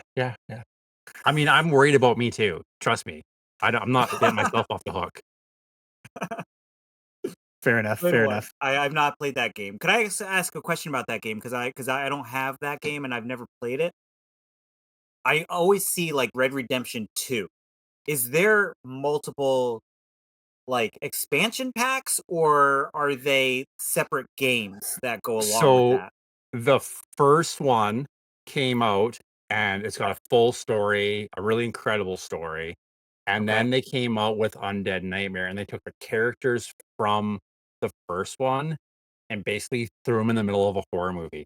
So there's technically 2 games that are Red Dead Redemption with Undead Nightmare. And then they came out with Red Dead Redemption 2 years later. And it's actually a prequel to the story in the original Red Dead Redemption. So you get to play as different characters leading up to the events. They kind of walk right into the events of the second one or the first one. So that's kind of cool. So, So they're the same games with different characters? So Red Dead Redemption and Undead Nightmare are different games with the same characters. Got it. Red Dead Redemption 2 is a different game prequel with the same characters. Some of the same characters. So okay. Yeah.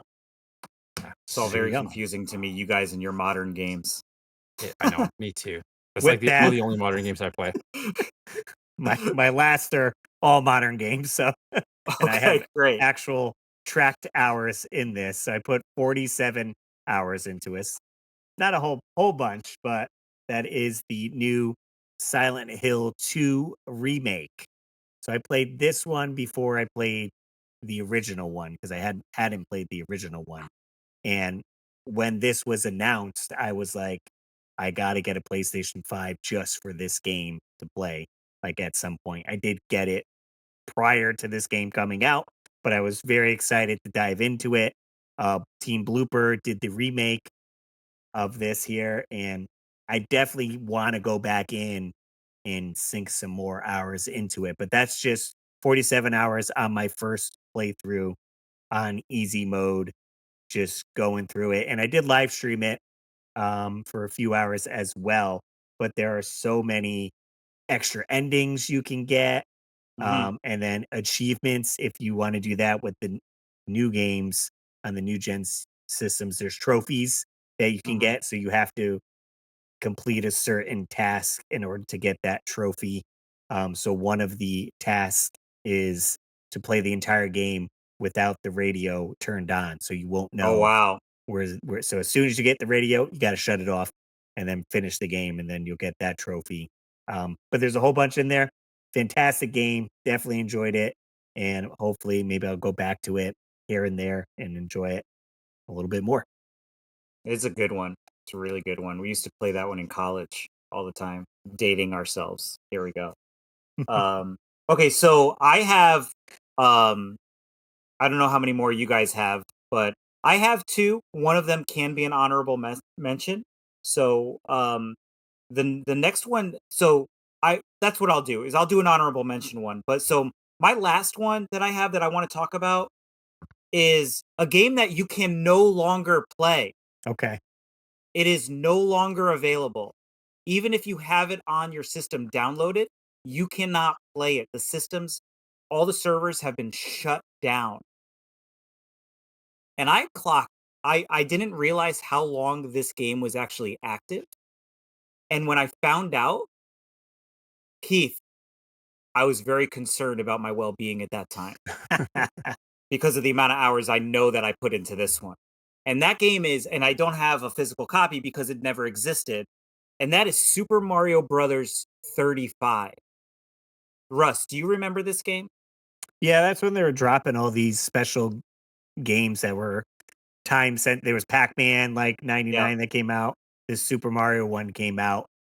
It's been so long since I played it. I almost forgot what like gameplay was like. Yeah, I so played it this a lot was though. yeah, it was Mario 35.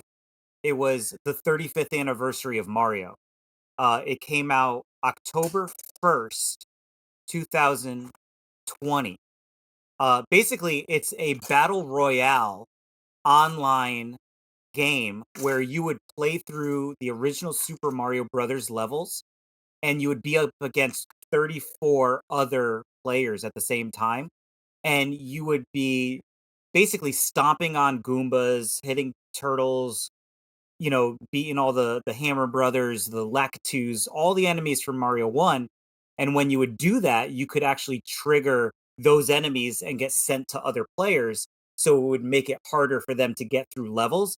And it was just a battle royale of like whoever's left standing at the end wins the round. Um Now I clocked in probably close to 200 hours on this because a lot of the games were quick. Like you could do a whole session in about 15 minutes, um, depending on who you're up against. Mm-hmm. But now we're talking about close to 200 hours. Let me tell you guys how long this game actually lasted. It was launched October 1st of 2020, and it was discontinued on April 1st, 2021. So it only lasted for 6 months. Mm-hmm. And I clocked in about 200 hours. And that just like, I got to go and see my therapist because I think I'm taking too much time with these games now. It's crazy. It's crazy. But I'm very bummed out because this game really, everybody still wants this game to come back because it was so much fun. And I can only imagine what people would be doing it with it now. I hope they come out with another version of Mario, maybe even Mario 99 or something, because it was that much fun. Nice. Crazy. Wow. Well, don't worry. I'll probably make you feel better by the time we get to the end of this, David. So, Okay, I hope so. you got 2 left, Russ? Yeah, I got two short ones here, and we'll get to some comments as well. We got some on Instagram and YouTube. I'll zip through this one quick and in a hurry. Then another RPG, Final Fantasy 3 or Final Fantasy 6 on the Super Nintendo. I looked at my saves on this one. 55 hours put into this one, leveling up and playing. And this one I've played numerous times too. It's, in my opinion, is the best Final Fantasy game there is. Any game, any Final Fantasy game or any game at all that can have an opera scene and have a teenage boy excited to play it is a good game, in my opinion. Final Fantasy 3 or Final Fantasy 6, depending on how you're looking at it. That's the one on the Super Nintendo. Nice. I'll get to that one eventually. I got the Pixel remaster, so we'll see. But sticking with RPGs, I feel like a lot of the RPGs are the ones we spent tons of hours into. This game just came out recently, and it's on all the systems. So if you haven't played it yet, that's Sea of Stars. There's a lot of Chrono Trigger influence here. It's by the same people who made the game The Messenger, Sabotage Studios. And if you did play The Messenger, it actually ties into this game story-wise. I won't spoil anything, but I thought that was awesome. And I was like, I almost want to go back and play The Messenger again. So I put 67 hours into this game. I 100%ed it, got every trophy possible, platinumed it, as you will on PS5. So I have a platinum trophy for this. And there is free DLC coming out, I believe, the fall time. So I'll be diving back into this game and playing it a little bit more. Fantastic music, really fun. I know Tom Ryan was playing this game as well, so I'd love to hear his thoughts on that. And it's a good one. Check it out. Nice. Well, I'm going to do my last one. It's a honorable mention. It's kind of a game that it's really funny to be on this list. I've probably clocked in well over 150 hours because it's one of those games that's just one of those addicting games that you could play for like 20 minutes and then put aside.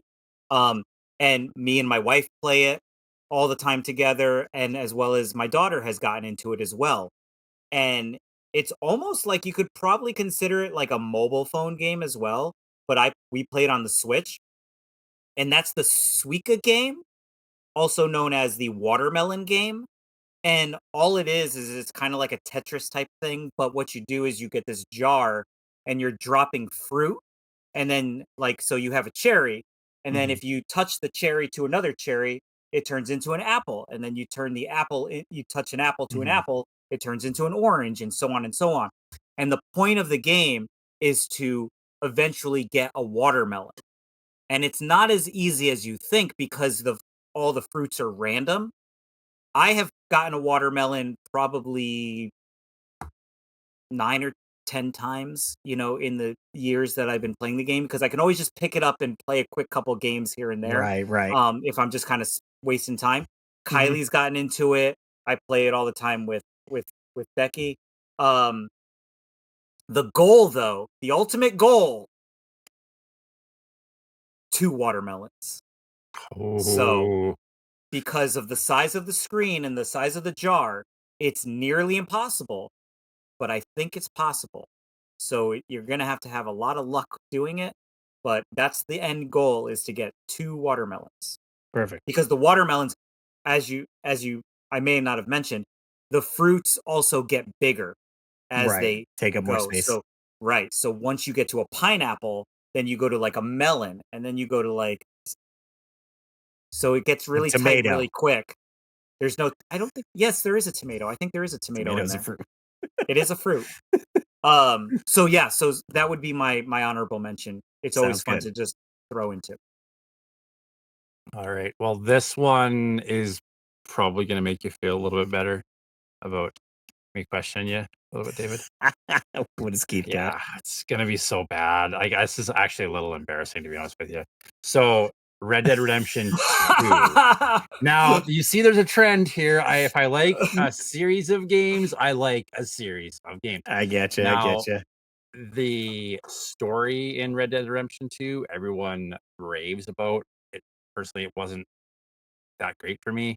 A lot of the choices made by your characters are choices that I wouldn't make personally. So I didn't enjoy the story as much. And then they came out with the online version, and Red Dead Online, kind of similar to Grand Theft Auto, but think horses, cowboys, and pistols. Yeah, yeah, yeah. Now, Red Dead Online, it was like 20. I was trying to look it up here. Uh, must have been 2018 that this came out. Okay. When Red Dead Redemption Online came out, I was addicted. I'm still addicted. I have friends from all over the world that I play this with. Mhm. My buddy Mick, my buddy Carl. I play this. If I told you I put in 8 hours a week, I would probably be lying. There's probably a little bit more than that. Like, I'll sit down and we'll start playing, and I'll lose all track of time. Yeah, yeah. And it'll be 10 o'clock at night, and I'll be like, "Oh, I gotta go to bed," because I've been playing Red Dead Redemption Online for that long. But at one point, there was these huge posses of us from all over North America that would play it together. We're running wagons, we're hunting animals, we're doing all these adventures. And Rockstar was pushing that this was gonna be a very supported game. Well, Rockstar decided maybe we don't need to do that. We're gonna worry about Grand Theft Auto 6 or whatever has been in development for the last 5 years. So, if I was to pick at hours that I played in this, even though the servers are starting to die off, Mhm. thousands. Like, seriously, thousands of hours in Red Dead Redemption Online. I am like a level 500 and something. I Yeah, yeah. literally will get messages from players that they'll ride up and they'll take a shot at you, and me and the guys will do what we gotta do in Wild West fashion, and you'll get messages like, "Go touch grass." Like, "I was outside for work all day. I can sit at home and play Red Dead Redemption Online. Leave me alone, you 14-year-old." Yeah, that's it. Fair enough, fair enough. Nice. What about you, Russ? You got a last one? To my surprise, I clocked in. It says 80 hours or more.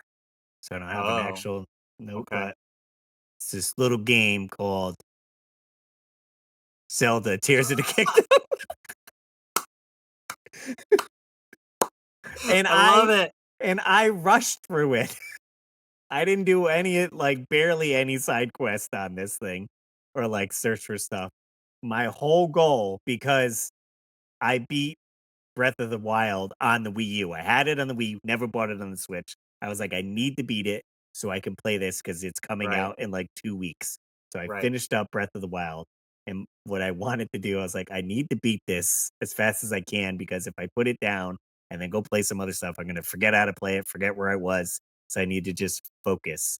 And I think it was probably just the time when it came out and the baby was very young and napping. So I just had time to put into it or whatever. Mm-hmm. Yeah. But I beat it and then I was like, I'm done with it. So that's my top game that I guess apparently 80 sunk a ton hours. of hours into. Ugh. Wow. David, we might have problems, I think we all have a little bit of problem. right? Like, We're Red Dead just like Redemption we're Online moving had, pixels around a screen. like, a list. It used to tell you how many hours you put in, but Yeah. it glitched, so it started counting backwards. So I don't even know what says that I've got like 5 days in it at this point. So I've gone so far one direction and the other way. But in preparation for this, we were looking at it. It tells me I've killed 26,000 other players. That's how much time I put into it. Well, I do That feel game, like that game keeps track of how many kills you have. Yeah, 26,000 players. Wow. Yeah. That's a Mhm. little aggressive. I feel like with the online Right. games, you can certainly get lost in, and we'll get to the comments and see if anyone Yeah. said Yeah. any of those games. But like I said, you're hanging with your boys, you jumping in like top games just off the list, like you said, Grand Theft Auto, probably a lot of the Call of Duty games, right? Because it's Right. Right. almost a hangout with your friends and you're just playing the game and you guys are chatting along so you can get lost 6, 8, 10 hours playing it, and then you're doing that weekly. That's your hangout Right. instead of going to the bar or whatever you have. It's like, well, let's jump Not even online, realize it. Yeah. catch up, and play some games. Yeah. Becky's got nothing to worry about me. I'm just sitting in the basement playing Tears of the Kingdom for thousands of hours. All right, let's hear what you guys had to say. What did you say? What did you say? Springfield, let's hear from you. Let's hear from you guys on our YouTube community page. We got Mike says the games I had most hours into as a kid would have been Bionic Commando, Life Force, Super Oh, Mario wow. 3, and Zelda. I love the replay value they have. 100%. Another bald nerd. As a kid, probably Ocarina of Time. That's a good one. To this day, still never beat it, but remember putting a ton of time into it and having the strategy guide to help me along the way. Age of Empires on the PC is probably way up there too. For modern games, probably Breath of the Wild. Without going to my Switch, not sure how many hours, but hands down, got the most hours sunk into it. That and probably Animal Crossing New Horizon.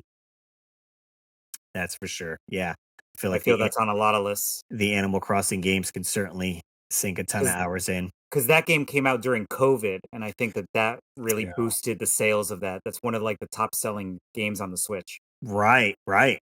Absolutely. Over on Instagram, we got Ty Gaming and Collections says, I wish there was a way to back measure the time on all my retro games. I know the Final Fantasy series took a lot of my gaming time. The original Final Fantasy VII, I probably put 40 plus hours in, and that was after putting 20 hours in and deciding to start over. Oof. Then with the two new remakes, that combined is probably close to 200 hours. Next closest would be Zelda Breath of the Wild or Tears of the Kingdom. Combined would be around 220 plus hours. Lastly, I'll admit I play a lot of Hearthstone, and I can only imagine that has to be around 400 plus hours over the 10 years of playing. Hearthstone, is that a mobile game? Is that a PC game? You've heard of that one?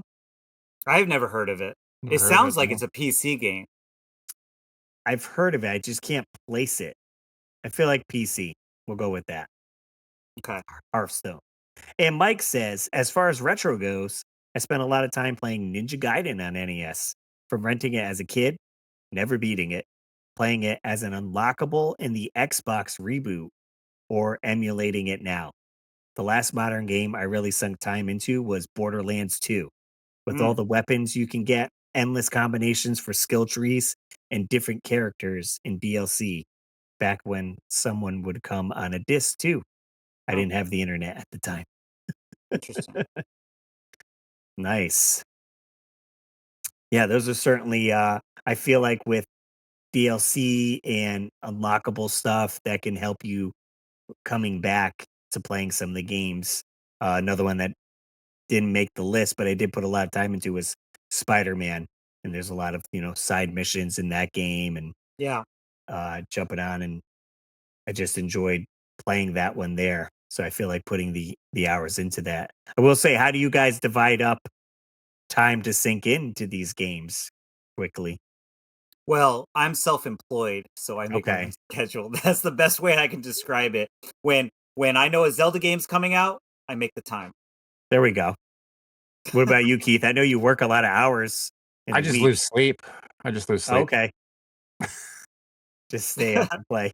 I mean, Well, my one buddy Mick is from Australia, so when it's morning for him, it's evening for me. So we end up playing Red Dead Redemption online in the evening I for me and gotcha. morning for him. So I'll stay up till like 11 some nights and play it and Yeah. suffer a little bit the next day. I will say with myself, it's certainly time management to the T, because having a full-time job, a 2-year-old, having to watch her and spend Mhm. time with the wife, I can't just be like, all right, I'm gonna go play games. I do have designated every Wednesday. I stream for 2 hours. So that's just a random game. Usually I'm playing.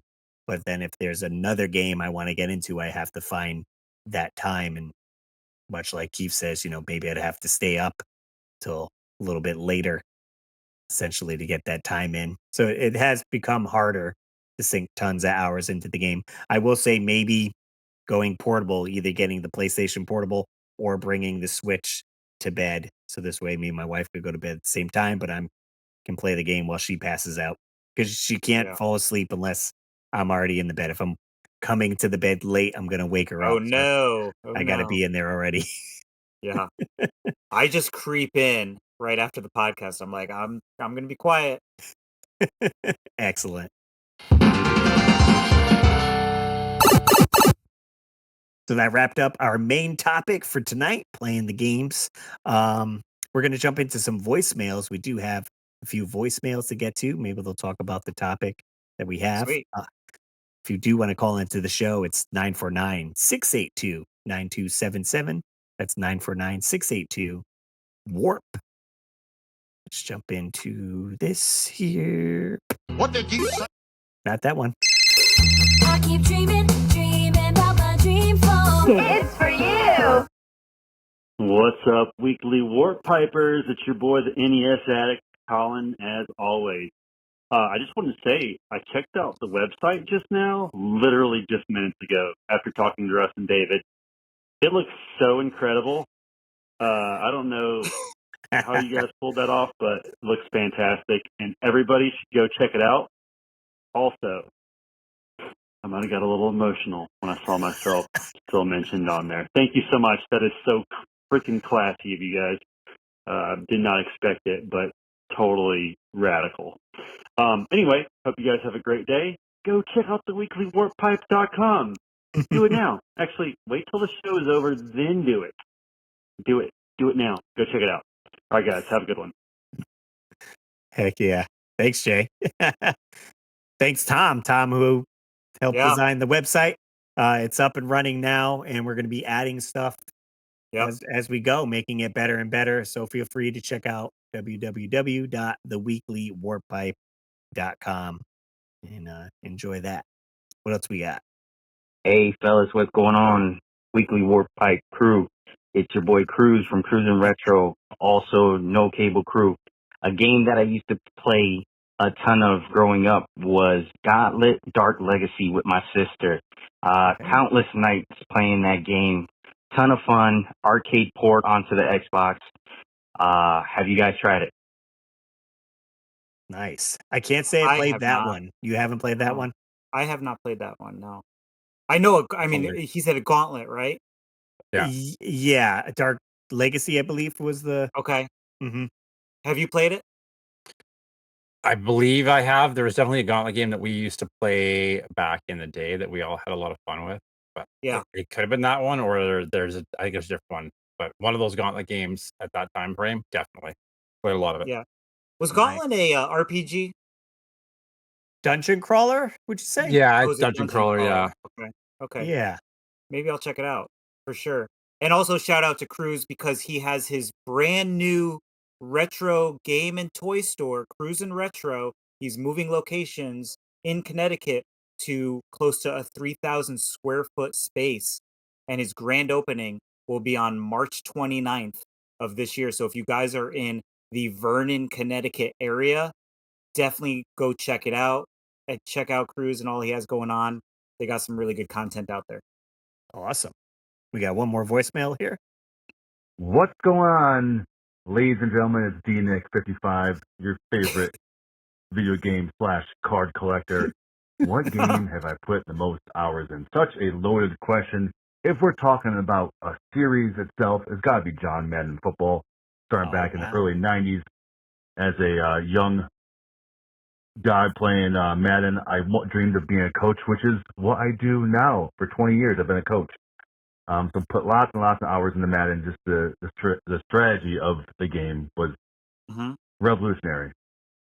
And if you talk about more recently, sadly, I have 1,600 hours in Animal Crossing New Horizons.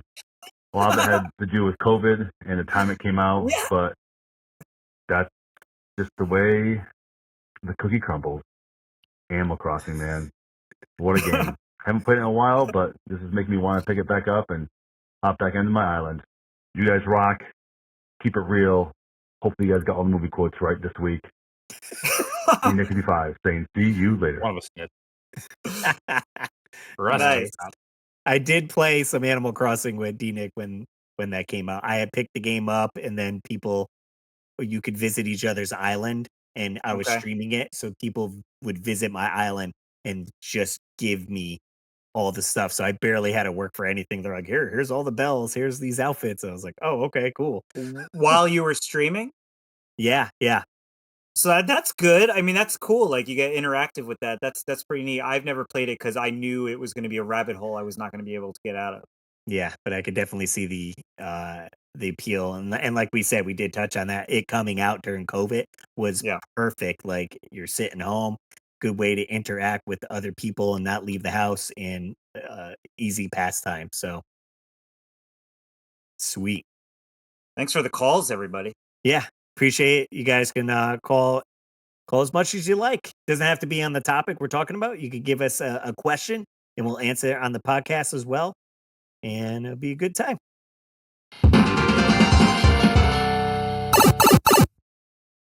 Nice. You want to get into some Wheel of Doom? I know I do. I'm Alright. excited.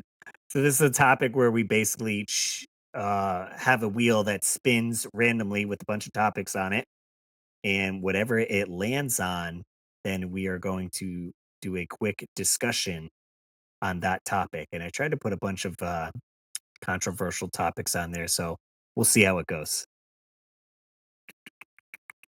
Wheel of Doom. All right, let's check out Wheel of Doom. We'll shuffle up, and spin. Oof. What's What do going to we be getting? What today? do we getting? What are we getting? What is it? It is. Was the Virtual Boy the biggest hardware disaster, or was it just ahead of its time? Ooh, that's an interesting one. All Oh, right. I mean, I'm swinging. I'll start it right off here. You guys know I got a full Virtual Boy set. Reason I kind of went out on that because it's literally the smallest, right, Nintendo set you can get of games. I remember playing this thing at my friend's house and kind of being a little flabbergasted, like, what is this new system? Is it a handheld? Is it a console? It definitely, after doing research and stuff nowadays, like I feel like unfortunately it got rushed out where it wasn't mhm. at its full potential, where they were Okay. trying to get it out there for quick sales or whatever it was, unfortunately. And so it kind of gets a bad rap on that, where it's like, hey, that wasn't my final design. They just kind of were like, all right, well, we got to cut back on this because it costs too much, and then we'll just put it out like this. So, do we know what Whatever it is. the Virtual Boy retail price was originally? Um, I could try to search that up. Yeah. yeah, let's talk about that. I remember playing this. I used to work.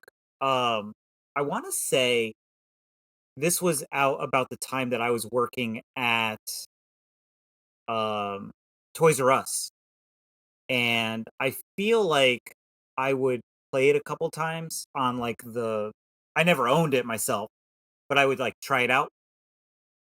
And I would say, like, it was just not a system I was into at all. I mean, it would give you a headache. You'd be looking at the screen. You know, if maybe you had bad eyesight, it was like messing with your focus. Like I've had glasses like almost my whole life. So it wasn't for me. The other thing too that as a kid, um, what a lot of people don't know is I don't have the greatest coordination in my left hand. Video games very much helped me get some coordination. Um, but with that being said, for me, it wasn't a good system because I also like to, when I was growing up, I like to see the controller as I'm playing.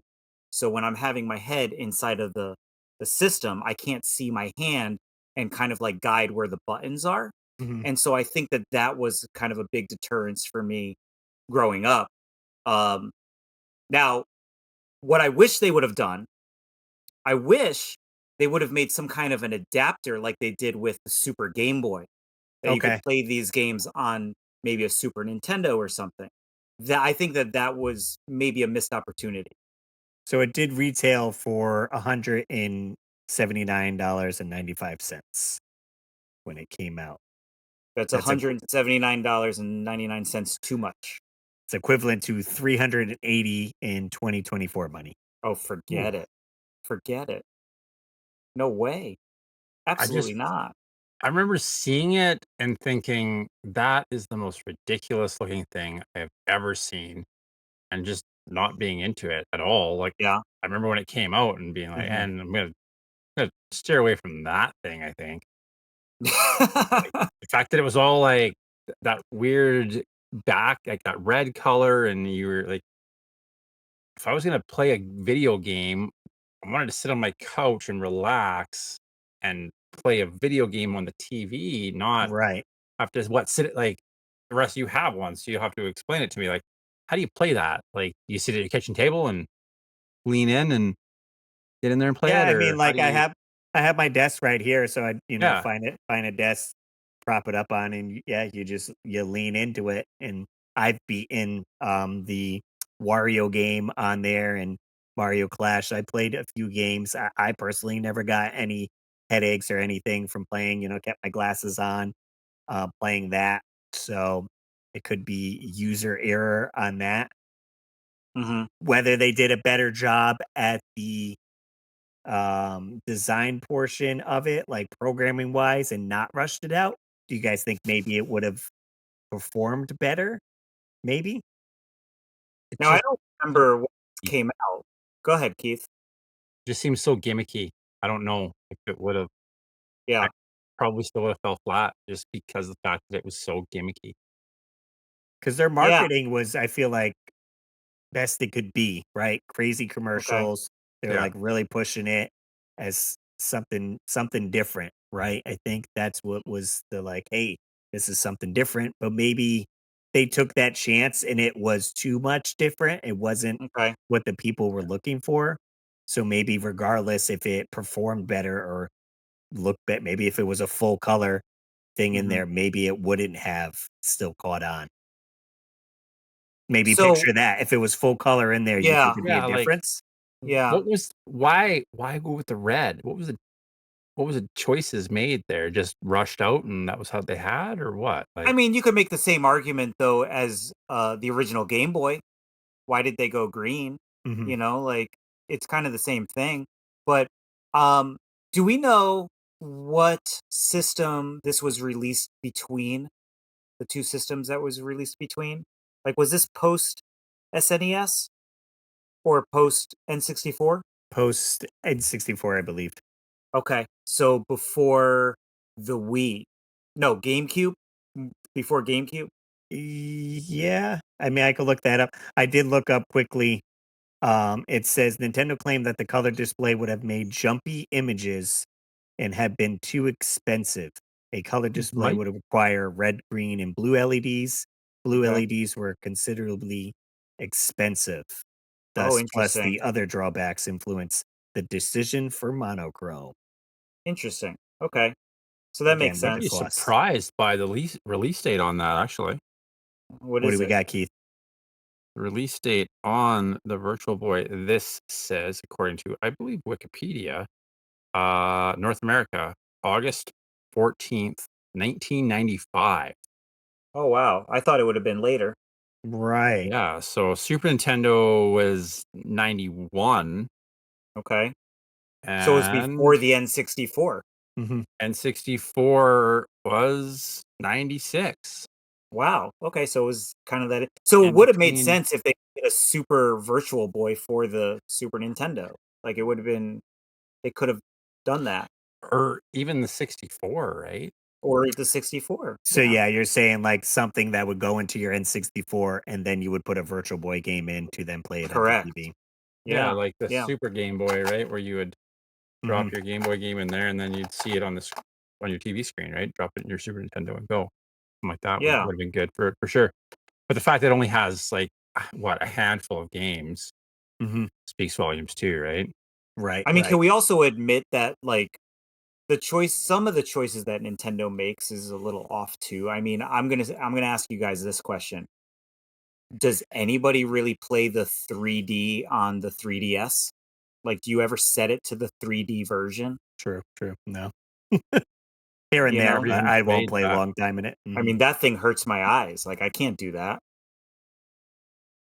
Hmm. So I don't know. For me, what was the question again about the Virtual Boy exactly? Remind me again. I think it was some of the effect. Was it a failure? Or just ahead of its time. Because of the hardware, essentially, Okay. or it was just a failure because it was a failure. I think it was a failure for a few reasons, and I think timing is one thing.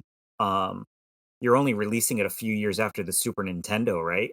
So like, why would you rush out another system that soon? I mean, we've had the Switch for what, 10 plus years now, I think. I don't know the exact number, but it's been a while. I think that yeah, maybe it was rushed a little bit, and we didn't necessarily need to do that unless I don't know. Who knows what Nintendo has interesting. We're still waiting on Metroid Prime, guys. It says original Virtual Boy was rushed to market in '95 due to pressure from Nintendo's marketing team and the impending launch of the Sega Saturn and Sony PlayStation, aiming to fill a gap in the market before Nintendo's next console, the N64, was ready. So they had nothing ready to kind of compete against what these new consoles were pushing. They're like, all right, we need to get something out there. And it was Okay. kind of a in between. It's not a handheld, it's not a full Yeah. console. We're not going to put a ton of time into it because we have the N64 already working. And Mhm. like they said, it could look better, but then it's going to be more expensive parts, making Right. it Yeah. cost more than $180. Maybe it's going to be $250, and then we Yeah. take a real chance and this thing flops. So I think that was kind of the downfall. It would have been a lot cooler and clearer and all that, but cost so much and then probably sold even less. Yeah. I would think that um with it being released so quickly, um I'll give Nintendo a little bit of credit because Nintendo does push the envelope a little bit. And who had what'd you say, Keith? 1994 or something like that? Who had like virtual reality on their bingo card in 1994? Right. Yeah, 95. 95. Looks like August 14th, 1995. But I mean, like Russ is saying, follow that up. They followed it up with the N64. It looks like September of '96. So It's a Virtual Boy Which small, is really, it's a interesting small because gap. it's Yeah. still life. cartridge. But it's Right. also still Yeah. cartridge, and they didn't compete with Sony or Microsoft because they put out disc-based systems. Yeah. So I don't know. And lost a bunch of big name titles too, right? Over to those disc-based Right. systems. So Right. it was, I think it was a Mhm. stumble no matter which way you look at it, because it just was gimmicky and it never got any traction because it wasn't, like, marketing aside, it wasn't something that a lot of people were interested in, I think. Yeah, completely rushed. Yeah. Good topic though. What? Sweet. All right, let's wrap this baby up. We Let's do it. got game of the no, I'm fumbling here. Warp Pipe Rental. Warp Pipe Warpipe Rental. Rental, yes. What are we Warpipe renting, Dave? Give me a Warpipe reminder. Rental reminder, guys. This week we're playing the Game Boy version, the OG, going back all the way to the first Game Boy release, Castlevania Adventures on the Game Boy. So Nice. pick that up if you got a chance. If you have a modern system, you could pick it up on the collection. If you have the original, play the original. Pop it in the Super Game Boy for Super Nintendo. You know, do your thing, and we'll talk about it next week. Nice. And then if you guys are tuning in next week as well, our topic next week is going to be rating classic movies that were released in 1985. We're going to be putting them in a tier list. So Yeah. all your classic movies that came out 85, see where they rank on our list. That should be an exciting one. Our first That I tier started listing. I started making the list, guys, and it's It's a lot. wild. It's a It's lot. wild the amount of movies that came out in 1985. Sweet. So look forward to I'm that to next excited. week. If you guys want to find us anywhere, we're on the web at theweeklywarpipe.com. You can follow us on Instagram, YouTube. There's a full video version on there. We have a Facebook page as well. If you want to check us out individually, where can we find you, Keith? Retro Card Collector on YouTube and Instagram. New videos drop every Sunday, so jump on over to YouTube and check me out. Nice. What about you, Dave? You can check me out on Instagram, david.apuzzo, right here. Just put a little period in between there. And also, you could start subscribing to me on YouTube because I'm trying to make a comeback. And that is Dave, it's me. But it's also username just at David Apuzzo. So look me up on there. Nice. And then if you guys want to check me out, at Russ Lyman, that's my main YouTube channel there. You can follow me on Instagram as well. Check out all my retro gaming goodness. And you can catch us here every week on the Weekly Warp Pipe. We did change our schedule in case anyone's wondering. We're releasing 9 a.m. All our videos go out 9 a.m. We got our main video Saturday and then other content on our YouTube channel. We do each segment 9 a.m. So start your morning with the Weekly Warp Pipe. All right, guys. Thanks for jumping in the Warp Pipe with us. And we'll see you on the next level.